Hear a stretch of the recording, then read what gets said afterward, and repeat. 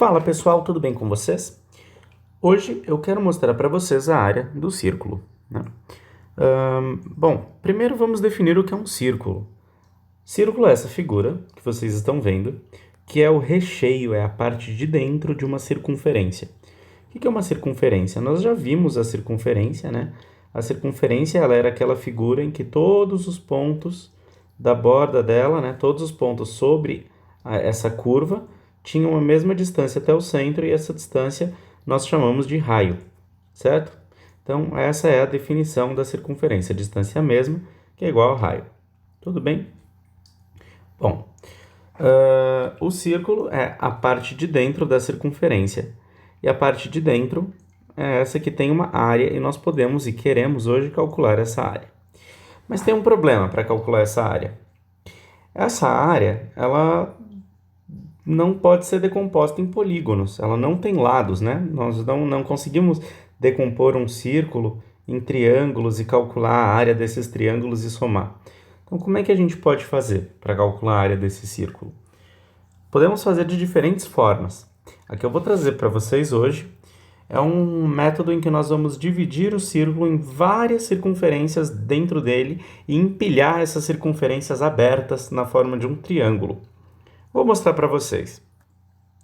Então, olha, a circunferência a gente sabe que vale 2π vezes o raio. Nós vimos isso na nossa aula sobre o π e sobre as circunferências, certo?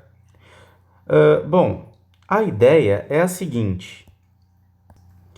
A ideia é pegar nossa circunferência inicial e preencher ela inteira com circunferências menores até chegar no centro dela, desse jeito.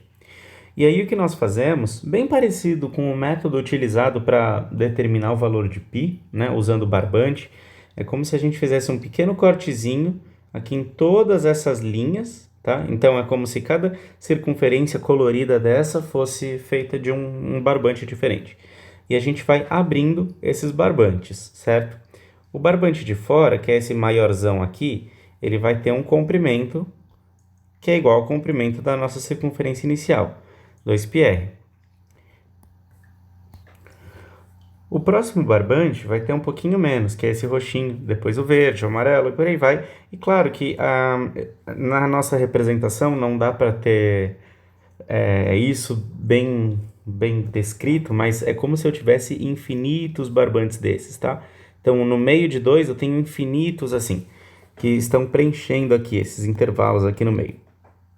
E aí, quando eu consigo empilhar todos esses barbantes, o que eu vou formar aqui é um triângulo, ó, desse jeito, com tudo que estava dentro do círculo. Então, o que eu fiz foi pegar a área do meu círculo, eu fiz um rasgo aqui no meio, abri para os lados o meu círculo e formei um triângulo. E a área desse triângulo deve ser igual à área do círculo, tá? É a mesma área. Então, essa área aqui é igual a essa área aqui.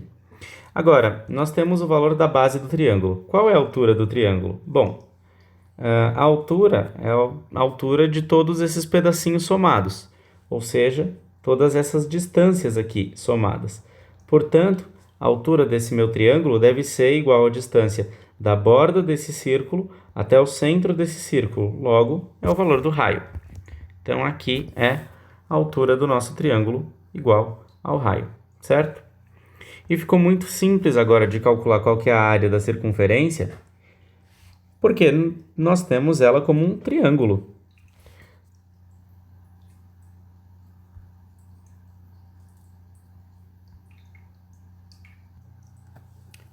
E a área do triângulo nós já sabemos calcular, como sendo base vezes altura dividido por 2. Portanto, a área dessa circunferência é igual a base, πr, vezes altura dividido por 2.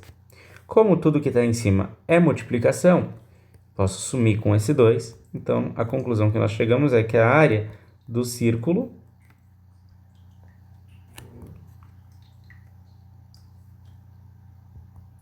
é igual a π vezes r, r ao quadrado.